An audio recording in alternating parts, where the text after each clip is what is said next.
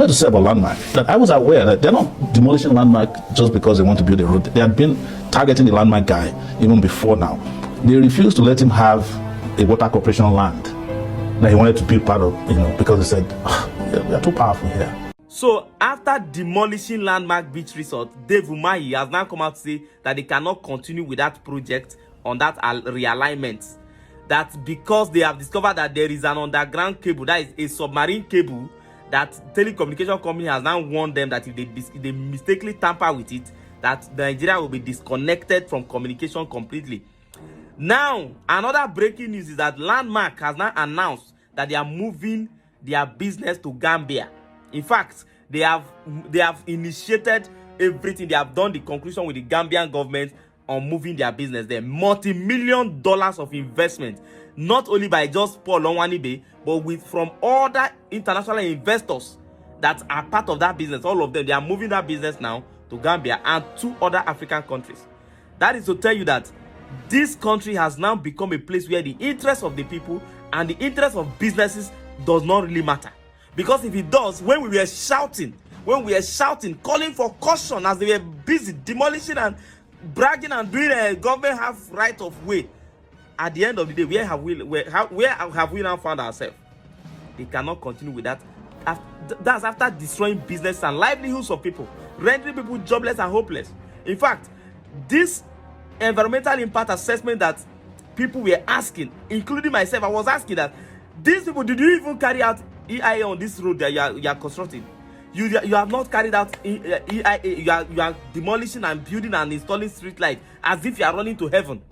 No wonder Atiku Abubakar called this in coastal highway to corruption. In fact, listening to the conversation between Dave Umahi and Arise News correspondent, when the lady was asking him, have you people carried out this and gotten approval? Dave said yes.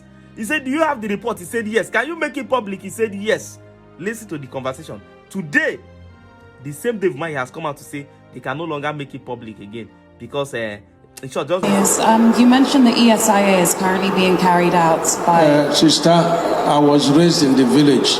Me, I'm not here for now. Well, so sorry. So try to speak. I can't help the way I speak. You mentioned that the ESIA was being carried out at the moment. The EIA Act of 1992. I need interpreter. Well, you have enough people next to you. The EIA Act of 1992 states that an EIA must be approved by the Federal Ministry of Environment before the commencement of any project. No, unless an exemption it's has not been done given. So. There is preliminary approval. There is final approval. Has an exemption been given? And if so, if you have the preliminary approval... Exemption of what? For the project to start without the final approval. If you have the preliminary approval, can this be shared? We are following due process. So can we have a copy of the preliminary approval? It is federal government that gives the approval. It's not you. So can we have a copy of the preliminary approval? We have the approval. And you can make that public to the media? Everything in order. Okay, thank you.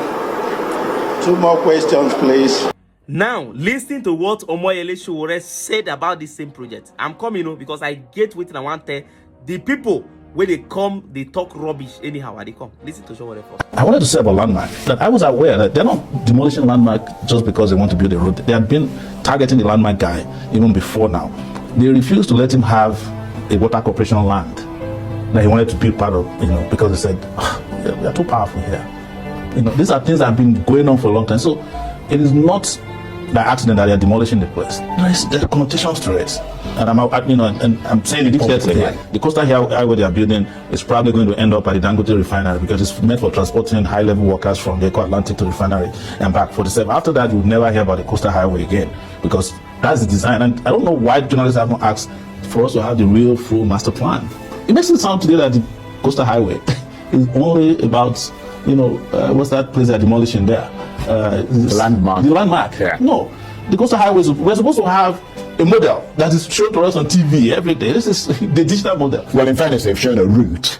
The route is not. I'm talking about the model on where we pass. But now we only have. They said they only do 47 kilometers. Now don't forget that the people who are building the coastal highway, the high-tech people, also had promised to build highways from Lagos to Epe, and they've been doing it for probably 20 years since Tinubu came to power. Never got past the state. That's why I'm saying this is a 47-kilometer highway meant to just provide an outlet for the Bundungu they're building called the Eco Atlantic. Because how was it that people were going to come in there and bring 300,000 people and there's no any other outlet. So the coastal highway now is going to be built by Nigeria for a private investor, real estate investor. That's what it is about. So this is not the coastal highway that I wanted to be. You listen to what Dave Umahi's reply to that lady.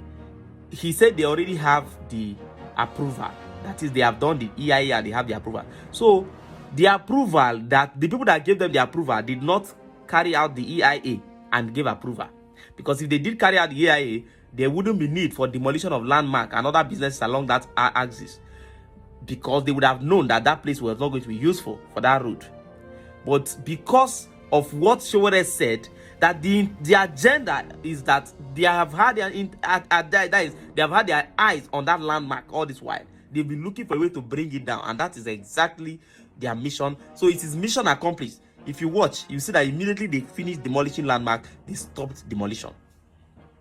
So tell me exactly who is now wrong or who is right. Do you think Omoyele Sowore is right or wrong? See, let me now elaborate some things for you. The people who are constructing this road, just like Sowore rightly pointed out, these people, they are the ones that have, whether, let me not say all this one, because before you know it now, all these Tinubu supporters, they will say, may you come defend yourself. See, let me say this thing. It's unfortunate that Nigeria has been reduced to the point where people can no longer come out to criticize their governments. It is very, very unfortunate. If you are Yoruba, you criticize Tinubu now, you are normal handling. If you are Nibu and you criticize Tinubu, you are playing victim card. You are always playing victim card. You are being tribalistic. If you are an outsider, it is because of political supremacy, because of 2027. Now, this is where Nigeria has been reduced to. These people who are eager to support the government, whether they are right or wrong, I'm sorry for you.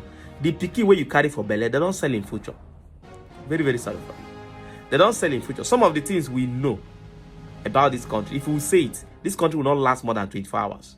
But it's unfortunate that some of you are eager till tomorrow to defend the people that is your biggest problem.